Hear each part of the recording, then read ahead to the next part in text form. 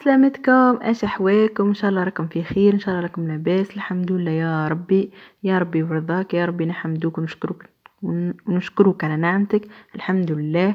اليوم جيتكم بريسات بنينه وسهله وخفيفه واقتصاديه كما العاده والعوايد، وهي ريسات لحمه الطن اللي نجم نعوضها في عوض بريك ولا الطاجين. فوالا، ريساتنا اليوم الوصفه متاعنا تستحق اللحم سكالوب، والا متاع الدجاج، والا متاع داند، والا لحمه البقري اذا تحبوا حاجه قويه. بالنسبه لي انا اليوم استعملت سكالوب، حويجه خفيفه وبنه اقتصاديه ومشبعه في نفس الوقت. السكالوب متاعنا لهنا باش نفوحوه، كما تعرفوا الناس الكل اللي السكالوب ولا الدجاج بصفه عامه يقبل ويحب برشا الفحات والتوابل. هنا حطيت شويه تابل وكرويه، شويه كليل وزعتر، وشويه ملح، ونفوحوا القطع متاع الدجاج لهنا ولا سكالوب على الجهتين. فوالا، ونخلوهم يرتاحوا في عقلهم باش يتشربوا هكا النكهات، وتزيد تعطيهم هكا البنة والقو غير طبيعي. هنا خلوهم يرتاحوا ونتعدوا للصوص متاعنا. لهنا الصوص هي اللي باش نحطوا عليها من بعدين الطبقة الأولى في البلاتو.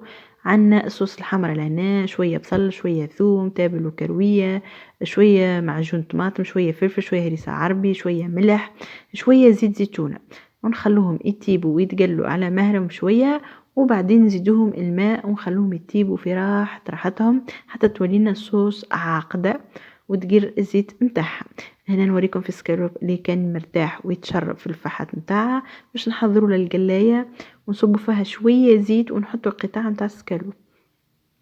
لهنا كميه الزيت ماذا بكم تحطوا حتى اقل من اللي تشوفوا فيه توا، على خاطر شيء ما يستحقش برشا زيت. فوالا، لهنا باش نطيب قطع السكالوب متاعنا على الجهتين، كل جهه باش تاخذ وقتها، مش بالكيفيه الكبيره، ما يستحقش برشا وقت. باش نخلوه يطيب نص اطياب من جهتين، اما نصف اطياب على خاطر باش نكملوا الاطياب متاعها بعد ما نحطوا عليه الخليط او الفرسي متاعها في الفور. دونك دوب ما يعطيك شويه وجايه هيك شويه هيك شويه على الاخر، التحميره هذيك يزي يكفي صاي، ما عادش يستحق اكثر من هيك. وبعدين نتعدوا. فوالا، ها هو هذه هي الطياب النهائي، سي بون، ما عادش يستحق اكثر من هيك. نتعدوا للفارس نتاع او الخليط او الحشوه اللي باش نحطها من فوق لحمه التن.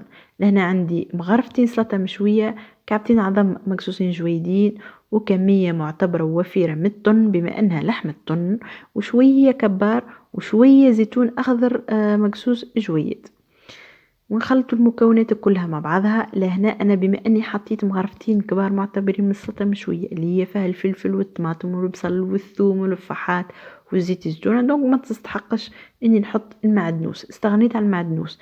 ما عندكش السلطه مشويه ولا ما تحبذهاش، حط المعدنوس في عوضها. فوالا، والا حط المكونات اللي تحبهم بصفه عامه صراحه. به، لهنا زدت شويه فرماج ديما نقول لكم حطوا نوعية الجبن مش المستحضر باش يعطيكم نتيجة باهية ويعطيكم بنة مضمونة. هنا باش نلم الخليط متاعي بكعب عظم اكاهو.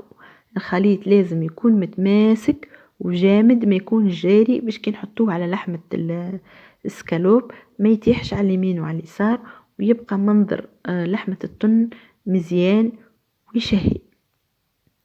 ولا، لهنا بأني حطيت كعبة عظم نية، زدت شوية تابل وكروية وشوية زنجبيل. نجموا تحطوا رشة فلفل أكحل إذا عندكم، أنا ما عنديش دونك ما حطيتهاش. فوالا،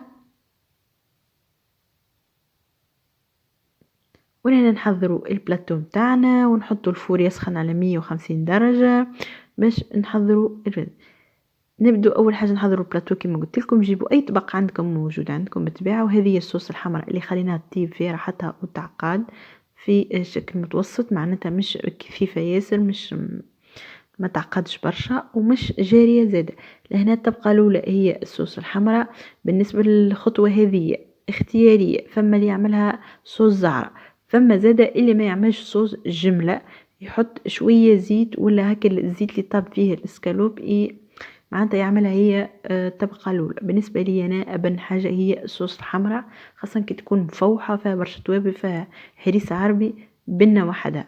دونك لهنا حطيت الصوص الحمرا، حطيت قطع السكالوب أو الدجاج اللي حمرناهم شوية نص طياب في القلاية متاعنا. وثالث خطوة والأخيرة اللي هي الخليط اللي حضرناه مع بعضنا، اللي فيه العظم المصموط والطن والكبار وشوية زيتون وعظمة باش لمينا بها الخليط، والجبن بطبيعة الحال،